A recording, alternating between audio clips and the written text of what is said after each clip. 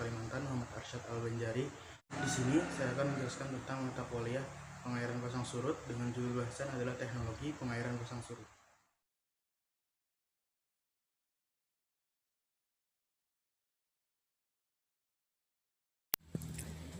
Tidak semua komponen teknologi dapat diterapkan sekaligus, terutama di lokasi yang memiliki masalah yang spesifik.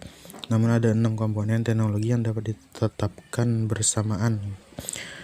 Adapun ke-6 komponen tersebut ialah 1. Varietas unggul baru yang sesuai di lokasi tempat. 2. Benih bermutu. 3. Tata air mikro.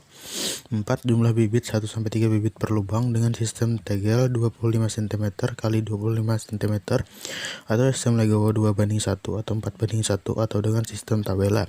5. Pemberian urea granul atau tablet dosis 200 kg per hektar. 6. Pemupukan P dan K berdasarkan status hara tanah.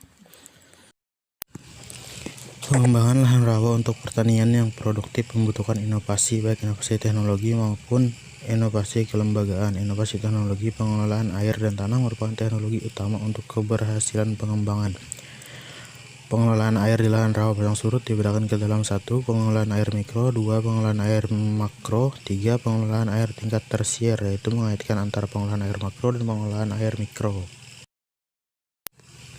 Pengelolaan air makro atau pengelolaan air di kawasan reklamasi bertujuan agar jaringan drainase atau irigasi, kawasan retarder dan sepadan sungai atau laut, dan saluran intersepsi serta kawasan tampung hujan dapat berfungsi. Pengelolaan tata air mikro berfungsi untuk 1. Mencukupi kebutuhan evapotranspirasi tanaman. 2. Mencegah pertumbuhan tanaman liar. 3. Mencegah pengaruh buruk bahan beracun, sulfat dan sebagainya bagi tanaman melalui pengelontoran pencucian. 4. Mengatur tinggi muka air. Dan 5. Menjaga kualitas air di petakan lahan dan di saluran.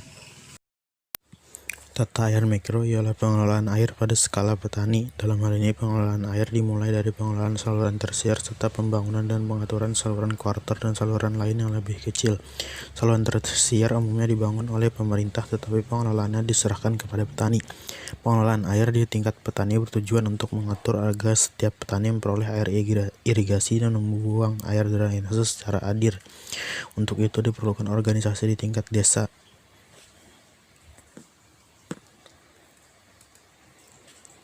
Kemudian pengelolaan di tingkat petani juga menciptakan kelembaban tanah di lahan seoptimal mungkin bagi pertumbuhan tanaman serta mencegah kekeringan lahan, sulfat asam, dan lahan.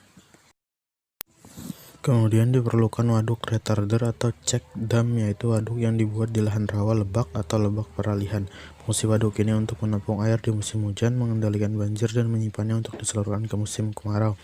Dalam pengelolaan air juga diperlukan saluran intersepsi yang berfungsi untuk menampung aliran permukaan dari lahan kering ke atas lahan rawa. Tata air mikro ialah pengelolaan air pada skala petani. Dalam hal ini pengelolaan air dimulai dari pengelolaan saluran tersier serta pembangunan dan pengaturan saluran kuarter dan saluran lain yang lebih kecil. Saluran tersier umumnya dibangun oleh pemerintah, tetapi pengelolaannya diserahkan kepada petani. Pengelolaan air di tingkat petani bertujuan untuk mengatur agar setiap petani memperoleh air irigasi dan membuang air drainase secara adil. Untuk itu diperlukan organisasi di tingkat desa.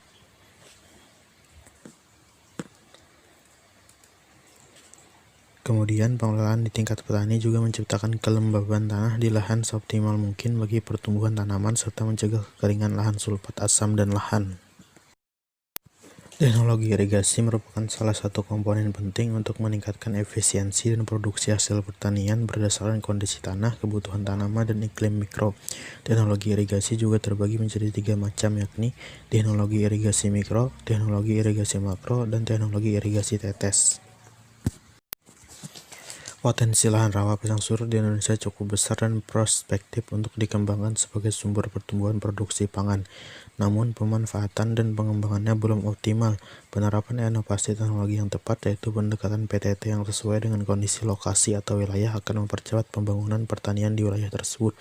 Pendekatan PTT bertujuan meningkatkan indeks pertanaman, produktivitas, dan mutu produk yang pada akhirnya meningkatkan pendapatan petani. Sekian dari saya, semoga apa yang saya sampaikan tadi dapat bermanfaat bagi kawan-kawan semua. Wassalamualaikum warahmatullahi wabarakatuh.